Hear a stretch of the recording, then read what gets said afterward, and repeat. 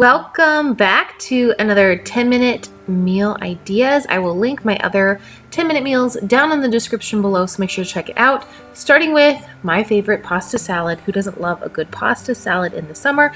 I am using the Green Goddess dressing from Trader Joe's, but I will actually put the ingredients down in the description box for that dressing. I think I can even find a mock dressing for it on Pinterest if you want to try it out in case you don't have a Trader Joe's near you. That's like the only specialty ingredient that I'm using because I love it and I don't purchase it that often, but it is so good in pasta salad. So this pasta salad you can basically make your own. I would have thrown in some red onion had I remembered to buy some at the store, but it's tomatoes, olives, the Green Goddess dressing, and pasta. And I actually serve this over a bed of romaine. So good. Add any seasonings you like, but I think it just has like a really good flavor profile.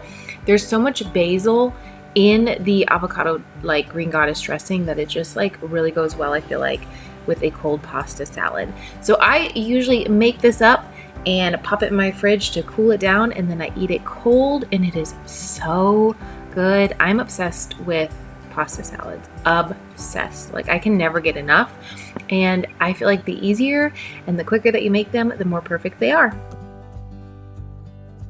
Another quick recipe has been a huge go-to for me for lunch, but also for dinner. You need some tortilla shells, olives, tomato paste, and a tomato, but you can add anything you want to the inside of these. These are pizza quesadillas, but I don't add cheese because I cannot find a vegan cheese that I think is actually worth my money dollars. And then I decided to take tomato paste because that is what I purchased at the store and kind of make like a marinara. Now, tomato paste is very strong. You have to really like tomatoes. You could also just use like crushed canned tomatoes.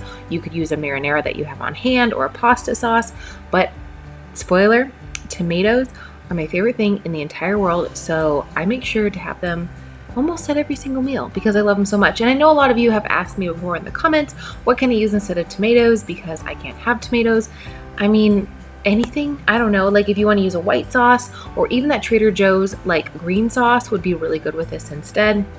But unfortunately, I love tomatoes, so I use them all the time. And this pizza quesadilla is so good. And I feel like it's so versatile. Add some mushrooms, add some onions. I actually did make one the next day with the leftover tomato sauce. And then I added tomatoes and then balsamic onions inside. Oh, so good. It did take a little bit longer because I did roast those in a pan. But I mean, you have a couple of minutes. This is literally like a 2-minute meal. It is so good.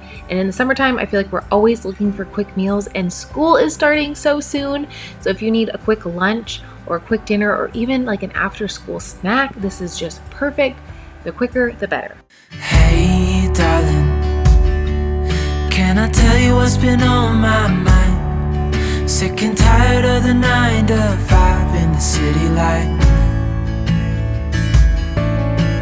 Hey, darling, we could get out of town, see the beautiful world around, wanna see it now.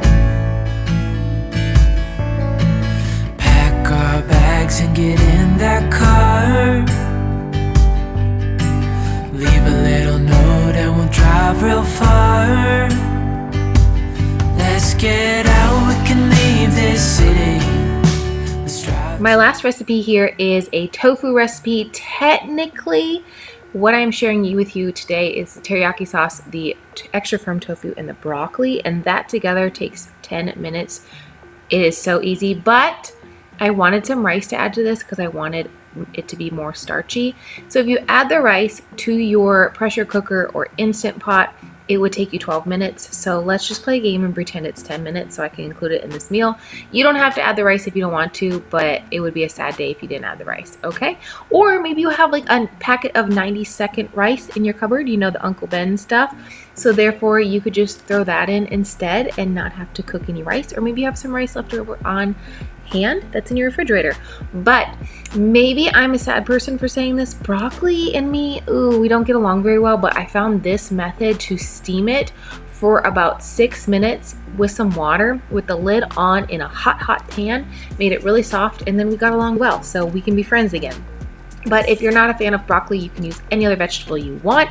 Bok choy would be really good with this, but the seasoning from the teriyaki sauce, and I did add a little bit of garlic salt as well. It does really amp up this tofu dish. I was kind of going for like a tofu, like a mock beef and broccoli, if you will. Obviously, I don't eat beef, so tofu and broccoli with some teriyaki sauce. It was really good.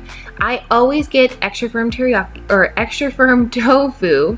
It's my favorite.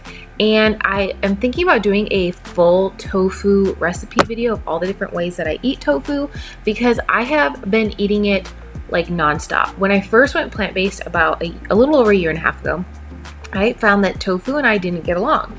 And then I continued to eat it, and I just kind of found a couple different brands that worked for me. I feel like I'm very brand loyal to 2 different brands.